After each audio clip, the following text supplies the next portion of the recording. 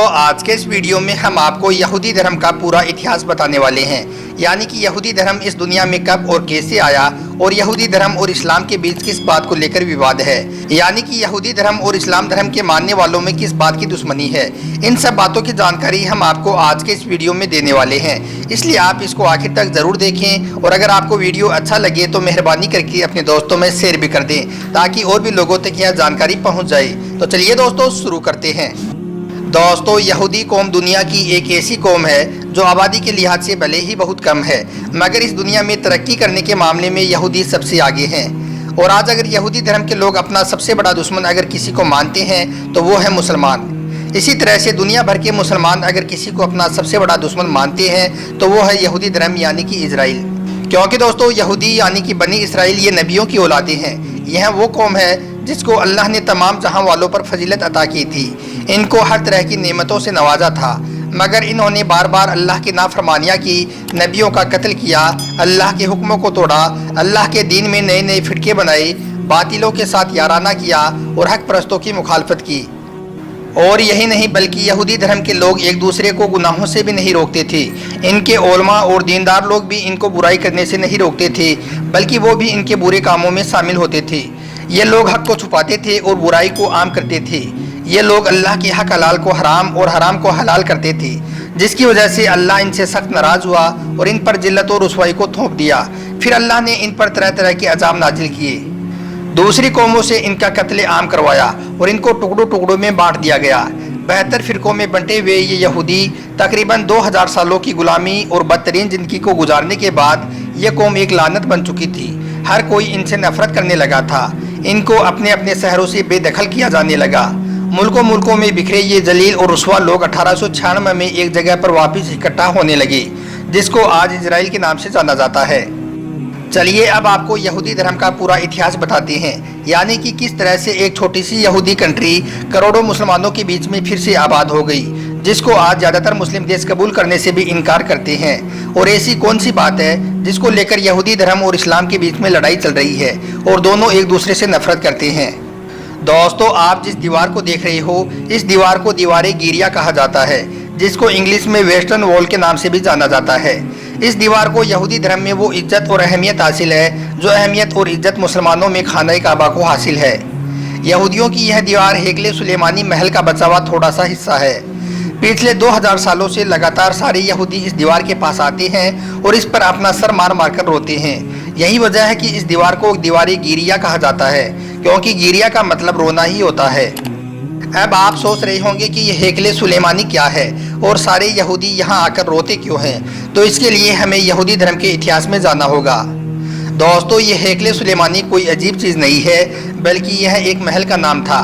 यह महल उस दौर में बनाया गया था जब दुनिया के सारे यहूदी कच्चा मकान बनाकर रहते थे, यानी कि खेमों में रहते थे। आप यूँ समझ लीजिए कि यह हेकले सुलेमानी यहूदियों के इतिहास का पहला पक्का मकान था। अब आप सोचोगे कि खेमे बनाकर रहने वाली कौम को पक्का मकान बनाने की ज़रूरत क्यों पड़ी, तो इसके लिए आपको सबसे पहले ताबूत सकीना के बारे में जानना होगा। हम आपको बता दें कि यह ताबूत सकीना एक संदूक का नाम है। लकड़ी का बना यह संदूक हज़रत आदम अलैहिस्सलाम को अल्लाह की तरफ से मिला था, और फिर यह संदूक एक एक करके सारे नबियों के पास जाता रहा। ऐसे करते करते आखिर में यह संदूक हज़रत मूसा अलैहिस्सलाम के पास पहुँचा। इस संदूक में सारे नबियों की यादें मौजूद थी। कासतुल अंबिया में लिखा हुआ है कि इस संदूक में हज़रत मूसा अलैहिस्सलाम का ऐसा मुबारक भी मौजूद था, और साथ में हज़रत मूसा अलैहिस्सलाम पर नाजिल होने वाली किताब यानी कि तौरात की असली कॉपी भी मौजूद थी, यानी कि वही कॉपी जो अल्लाह की तरफ से हज़रत मूसा को दी गई थी। दोस्तों उस वक्त यहूदी इस संदूक को यानी कि ताबूत सकीना को अपनी मदद के लिए इस्तेमाल करते थे। जब भी इनको कोई परेशानी या मुसीबत आती तो यह इस संदूक को आगे रखकर अल्लाह से मदद मांगा करते थे, और अल्लाह की तरफ से इनकी हर दुआ को बहुत ही जल्दी कबूल भी की जाती थी। इसके अलावा उस वक्त यहूदियों की अगर किसी से कोई जंग होती तो इस ताबूत सकीना को यानी कि संदूक को अपने साथ लेकर जाते, और जंग शुरू होते ही इसको अपनी फ़ौज के आगे रख देते। इसकी बरकत से अल्लाह इनको हर जगह पर कामयाबी अता करता। दोस्तों उस वक्त यहूदी इस ताबूत सकीना को एक अलग ही खेमे में रखते थे, और जिस खेमे में इस संदूक को रखते उसी खेमे की तरफ सारे यहूदी अपना मुंह करके अल्लाह की इबादत किया करते। दोस्तों, हज़रत मूसा के बाद यह संदूक हज़रत दाऊद अलैहिस्सलाम के पास पहुंचा, जिन्हें ईसाई और यहूदी धर्म के मानने वाले लोग दाऊद नहीं बल्कि डेविड के नाम से जानते हैं। दाऊद अलैहिस्सलाम अल्लाह के एक नबी होने के साथ साथ एक बादशाह भी थे, लिहाजा इन्होंने उस वक्त अपने लिए एक खास महल बनवाया। जब उनका महल बनकर तैयार हो गया तो उन्हें अचानक से ख्याल आया कि मैं खुद तो इस पक्के महल में रह रहा हूँ, जबकि मेरी कौम की सबसे कीमती चीज़ ताबूत सकीना यानी कि वो संदूक एक कच्चे खेमे में रखा हुआ है। यही सोचते हुए हज़रत दाऊद अलैहिस्सलाम ने उस ताबूत सकीना को महफूज रखने के लिए एक और महल बनवाना शुरू कर दिया। अभी इस महल का काम होना शुरू ही हो पाया था कि हज़रत दाऊद अलैहिस्सलाम इस दुनिया से रुखसत हो गए थे। उसके बाद उनकी जगह पर उनके बेटे हज़रत सुलेमान अलैहिस्सलाम बादशाह बने। हज़रत सुलेमान बादशाह बनने के बाद सबसे पहले अपने वालिद की तरफ से शुरू की गई उस महल को फिर से बनवाना शुरू कर दिया। कहा जाता है कि इस महल को बनाने में इंसानों के साथ साथ जिन्नातों ने भी खूब काम किया था। आखिरकार एक बहुत लंबे अरसे के बाद यह महल बनकर तैयार हो गया। इसको हज़रत सुलेमान ने बनवाया था, इस वजह से इसका नाम हमेशा हमेशा के लिए हेकले सुलेमानी पड़ गया। उसके बाद ताबूत सकीना को इस हेकले सुलेमानी के अंदर महफूज रख दिया गया। उसके बाद इसके अंदर किसी भी आम आदमी को जाने की इजाज़त नहीं थी, यानी कि हर कोई इसके अंदर नहीं जा पाता था। इसके अंदर यहूदी धर्म के बड़े बड़े लोग ही जाने लगे। दोस्तों, उसके बाद वक्त गुजरता गया और यह कौम धीरे धीरे बिगड़ती चली गई और इसके बाद यहूदी कौम में एक से बाद एक नबी आते रहे और इनको समझाते रहे, लेकिन इन्होंने किसी के भी हुक्म को नहीं माना। हर एक नबी की नाफरमानी करने लगी और उनका कत्ल भी करने लगी और गुनाह पर गुनाह करने में लग गई। आखिरकार अल्लाह इनसे बहुत नाराज़ हुआ और इन पर एक बहुत बड़ा अजाब नाजिल कर दिया। दोस्तों, 586 ईस्वी पहले ईरान के बाबुल में एक बहुत ही जालिम बादशाह था जिसका नाम बख्त नसर था। उसने यहूदियों के मुल्क पर हमला कर दिया और उसको जीत लिया। उसके बाद उसने ताबूत सकीना को हेकले सुलेमानी से निकाल लिया और उसकी बेअदबी करने लगा। और यही नहीं बल्कि खुद यहूदियों को हुक्म दिया कि वो अपने हाथों से इस पाक हेकले सुलेमानी को तोड़ दे। उस वक्त यहूदी मजबूर थे, उन्होंने रोते रोते हेकले सुलेमानी को तोड़ना शुरू कर दिया। इस हमले में बख्त नसर ने तकरीबन 6 लाख यहूदियों को मौत के घाट उतार दिया और तकरीबन 2 लाख यहूदियों को कैदी बनाकर अपने साथ बाबुल यानी कि इराक ले गया और वहां ले जाकर उसने अपने शहर से थोड़ी दूर एक बस्ती आबाद की, उसमें इनको आबाद कर दिया। दोस्तों, उसके बाद इस ताबूत सकीना का पता ही नहीं चल पाया कि वो कहाँ गया, लेकिन क्योंकि बख्त नसर ने ताबूत नसर की बहुत बेअदबी की थी, इस वजह से उस पर भी अल्लाह का बहुत बड़ा अजाब नाजिल हो गया। 540 ईस्वी पहले ईरान के बादशाह साइरस ने बाबुल पर हमला कर दिया और बाबुल के बादशाह को हराकर उसका हमेशा हमेशा के लिए खात्मा कर दिया। साइरस एक रहम दिल इंसान था, इसलिए उसने उन सारे यहूदियों को जो कैद होकर आए थे उनको आज़ाद कर दिया। और इतना ही नहीं बल्कि साइरस ने उनको हेकले सुलेमानी को फिर से बनाने की इजाज़त भी दे दी और उनको ये भी भरोसा दे दिया कि इसके लिए वो भी उनकी मदद करेगा।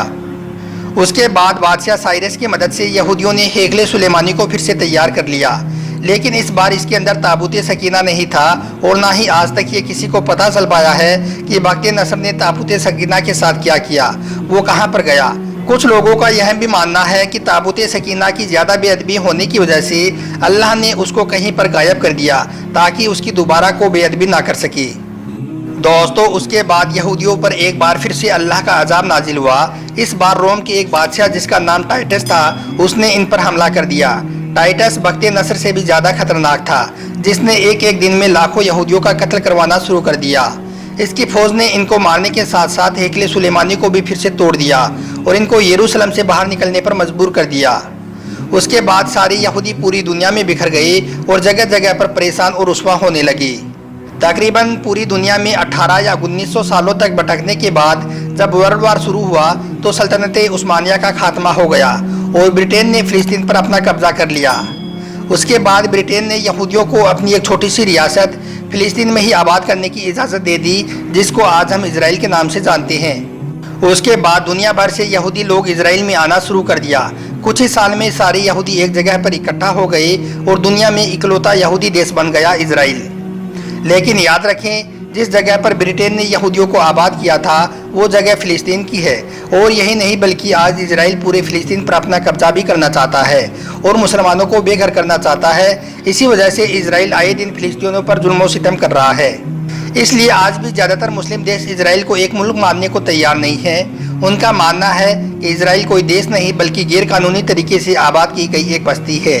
यही वजह है कि यहूदी और मुस्लिम देशों के बीच सदियों से जंग जैसे हालात बनते चले आ रहे हैं। दोस्तों, आज जब दुनिया के सारे यहूदी एक जगह पर आबाद हो गए हैं तो अब वो उस ताबूत सकीना को ढूंढने में लगे हुए हैं। उनका मानना है कि ताबूत सकीना को किसी ने छुपा कर रखा है, उसको हम बहुत ही जल्दी ढूंढ निकालेंगे और उसके बाद मस्जिद अक्सा को शहीद करके उसकी जगह पर हेकले सुलेमानी की फिर से तामीर करेंगे और उसमें इसको आबाद कर देंगे। इसी वजह से आए दिन यहूदी मस्जिद अक्सा पर हमला कर रहे हैं और उस पर कब्जा करने की कोशिश कर रहे हैं। मगर याद रखें, उनका यह मंसूबा कभी भी कामयाब नहीं होगा, क्योंकि मस्जिद अक्सा की हिफाजत खुद अल्लाह ताला ने अपने हाथ में ले रखी है।